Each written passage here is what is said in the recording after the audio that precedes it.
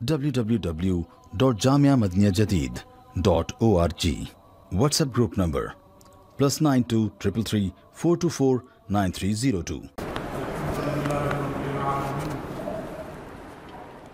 والصلاة والسلام على خير خلقه سيدنا ومولانا محمد وآله وأصحابه أجمعين.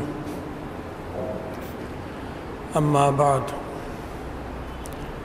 رسول اللہ صلی اللہ علیہ وسلم نے فرمایا ہے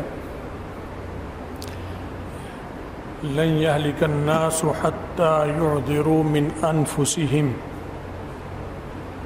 کہ لوگ ہرگز برباد نہیں ہوں گے، ہلاک نہیں ہوں گے، میری امت ہلاک نہیں ہوگی جب تک یہ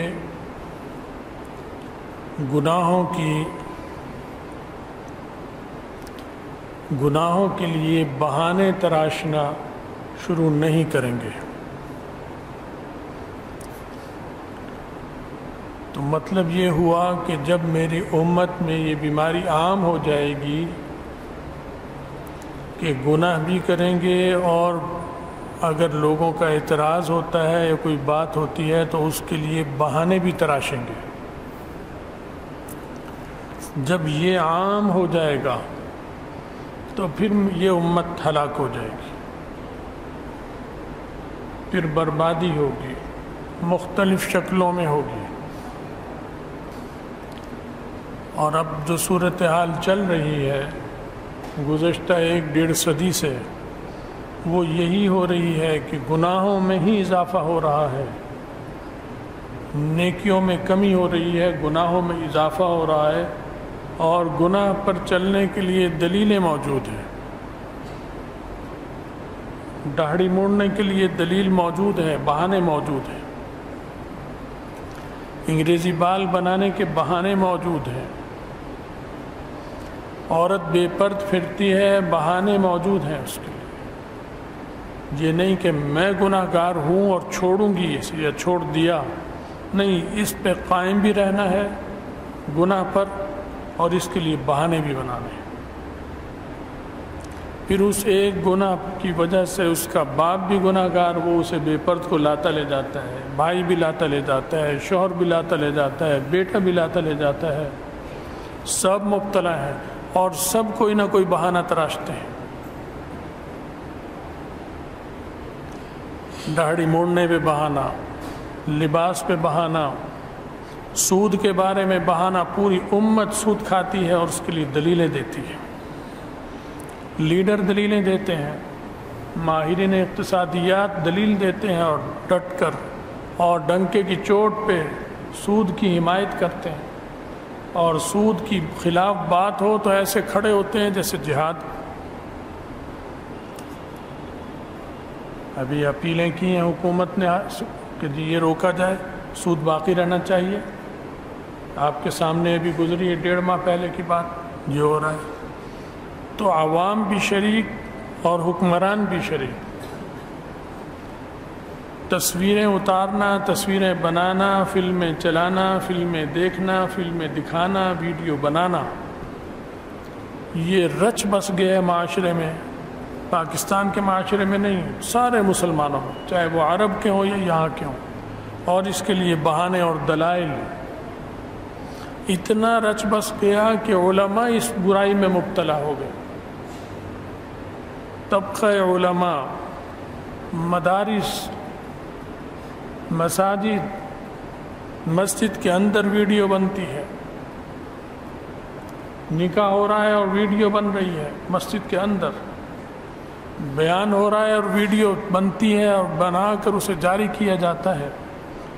اس کے لیے تعویل پیش کرتے ہیں، طلبہ بھی پیش کرتے ہیں، علماء بھی پیش کرتے ہیں، عام آدمی بھی پیش کرتا ہے، دلیلیں پیش کرتے ہیں۔ میوزک اور موسیقی حرام، اس کے لیے دلیلیں پیش کرتے ہیں۔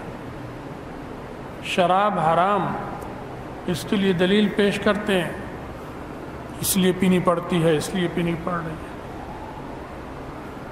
تو داڑھی موڑنے کے لیے بھی دلیل، شراب پینے کے لیے بھی دلیل، ناچ گانے کے لیے بھی دلیل، موسیقی کے لیے بھی دلیل، فلمیں دیکھنے، فلمیں دکھانے اور بنانے کے لیے بھی دلیل، انگریزی لباس اور ان کی نقل اتارنے کے لیے بھی دلیل، بال بھی انگریزی بنانے ہیں، داڑھی بھی رکھنی ہے تو انگریزی رکھنی ہے۔ داڑھی کا بھی فیشن ہو گیا، دین کے لیے نہیں رکھ رہے، فیشن کے لیے رکھ رہے ہیں، فیشن کے لیے مڈاتا ہے اور فیشن کے لیے رکھتا ہے، نبی علیہ السلام کے لیے نہیں رکھتا، فیشن کے لیے رکھتا ہے۔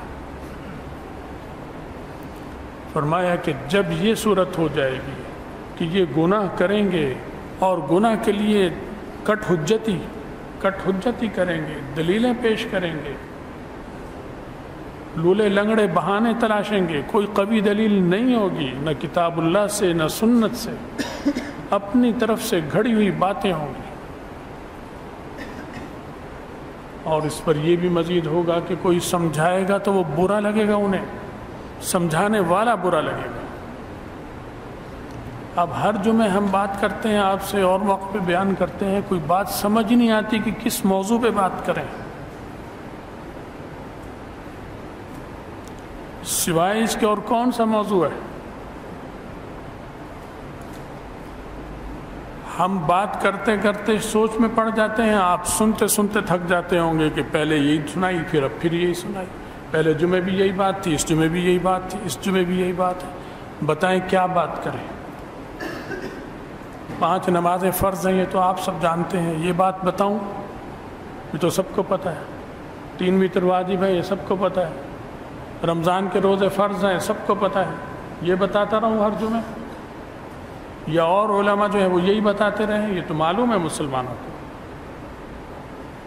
بات تو یہ ہے کہ جو ڈوب رہے ہیں، اس ڈوبنے سے نکالنے کے لیے جو چیز ضرورت ہے اس وقت، وہ کیا ہے؟ وہ گناہ جو خود ہم نے سینے سے لگا رکھا ہے۔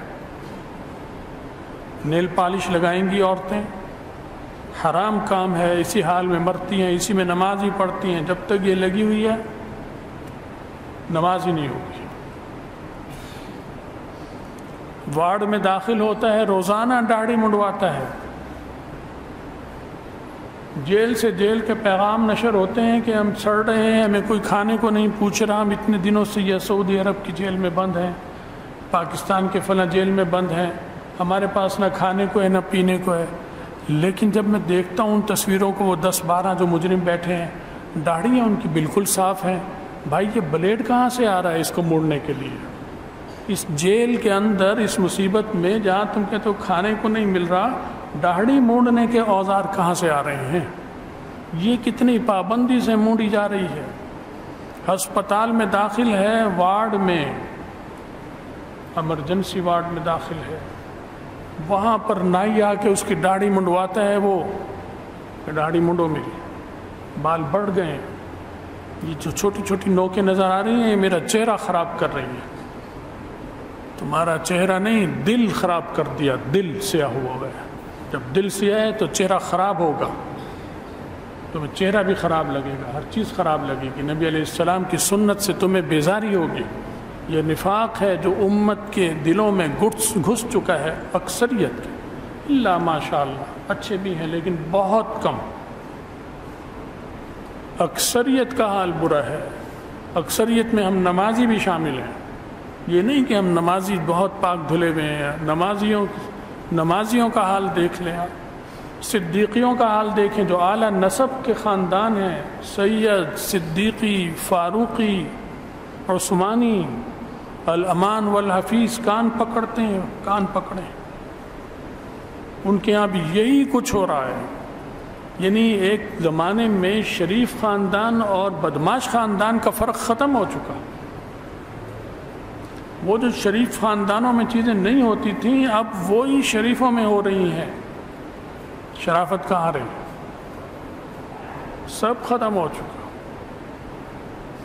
آپ کو نہیں کہہ رہا، اپنے کو بھی کہہ رہا ہوں، اپنے رشتہ داروں کو بھی کہہ رہا ہوں، یہ مصیبت سب جگہ سرایت کیے ہوئے ہے، خاندانوں میں سرایت کیے ہوئے، علماء کے گھروں میں آ چکی ہے، ان کے رشتہ داروں میں آ چکی ہے، ان کے دوستوں میں آ چکی ہے، خود ان میں آ چکی ہے۔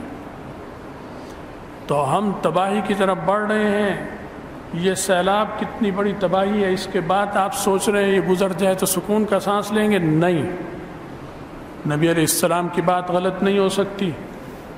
آپ نے فرمایا ہے ایسے سیلاب مصیبتیں آئیں گی جیسے کہ لڑی ٹوٹ جاتی ہے، موتیوں کی لڑی، اور پھر پے در پے گرتی ہیں، انہیں پکڑنا چاہیں روکنا چاہیں روک نہیں سکتا، ایسے عذاب آئے گا، ایک کے بعد دوسرا، دوسرے کے بعد تیسرا، چوتھا، پانچواں، چھٹا، تمہارے کرتوتوں کی وجہ سے۔ یہ نبی علیہ السلام کی بات ہے، میری بات نہیں ہے،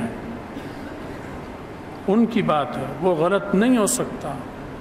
اس سے پہلے بھی مصیبتیں آئیں، یہ بھی آئیں اور آئندہ بھی آئیں گی، لیکن ہمیں پناہ مانگنی چاہیے، لیکن صرف پناہ مانگنے سے کام نہیں چلے گا جب تک گناہوں سے سچی توبہ نہیں کریں گے، گناہوں سے باز نہیں آئیں گے۔ گناہوں سے باز نہیں آتے، اس کے لیے تعویلیں کرتے ہیں اور اللہ سے کہتے ہیں یا اللہ یہ کیا ہو گیا ہمارے ساتھ، تو یہ تو اللہ کو اور غصہ دلائے گا کہ اللہ تعالیٰ کہتے ہیں میری بادشاہت میں کوئی فرق نہیں ہے، تم رہو یا نہ رہو، تم کھاؤ تو میری بادشاہت میں فرق نہیں، تم بھوکے مر جاؤ تو بھی میری بادشاہت میں کوئی فرق نہیں آتا، وہ تو بے نیاز ہے، ہم محتاج ہیں۔